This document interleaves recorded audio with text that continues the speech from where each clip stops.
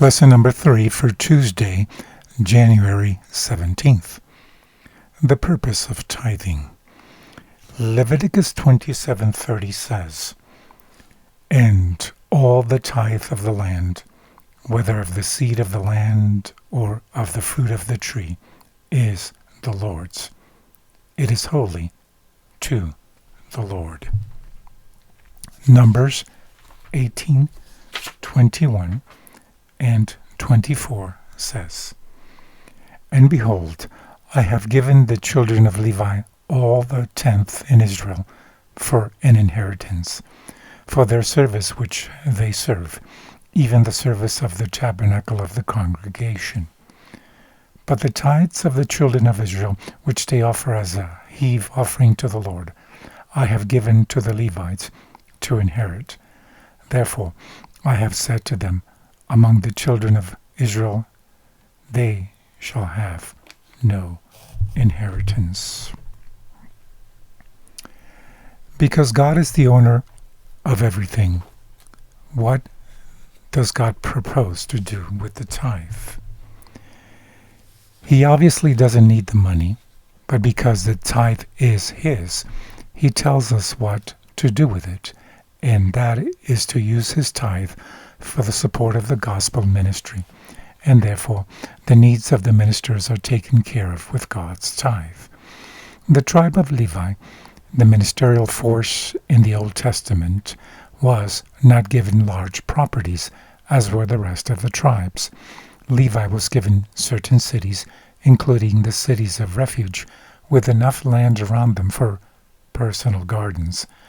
They were supported by the tithes of the others, and they themselves also tithed their income. Acts 20:35 says, "I have showed you all things, how that so laboring you ought to support the weak, and to remember the words of the Lord Jesus, how He said, 'It is more blessed to give than to receive.'" What's the message here, and how does this relate to the question of tithe? Tithing is important because it helps us establish a relationship of trust with God. To take 1/10 of your income and give it away, though technically it belongs to God anyway, truly is an act of faith, and only by exercising it will your faith grow. Think, for instance, about the end times too, when those who are faithful cannot buy or sell, as depicted in Revelation 13 and 14. To have developed a trust in God and His providences and power and love will be of paramount importance when it seems as if all the world is against us.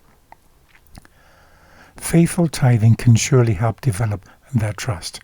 Even before then, how crucial for all of us to have learned to trust God, regardless of our situation.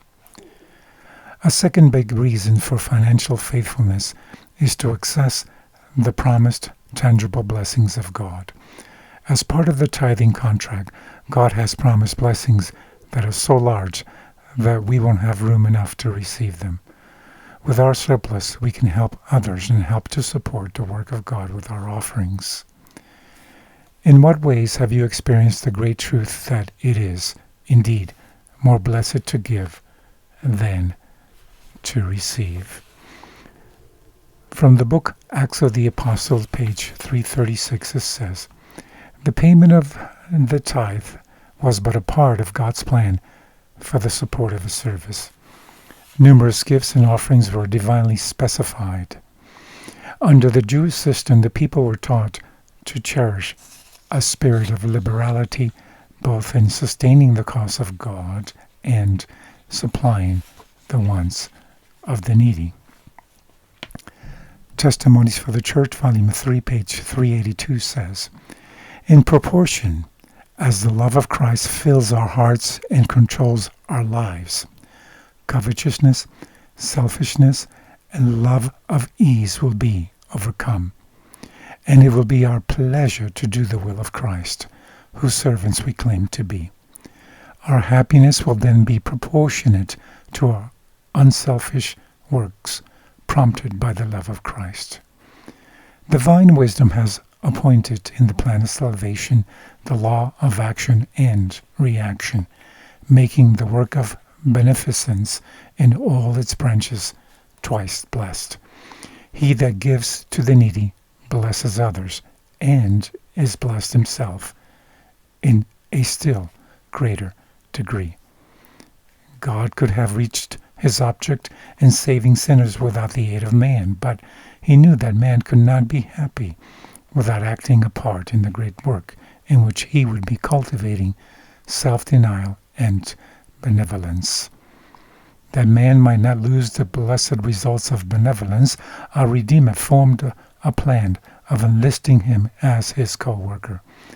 By a chain of circumstances which would call forth his charities, he bestows upon man the best means of cultivating benevolence and keeps him habitually giving to help the poor and to advance his cause. Have a blessed day.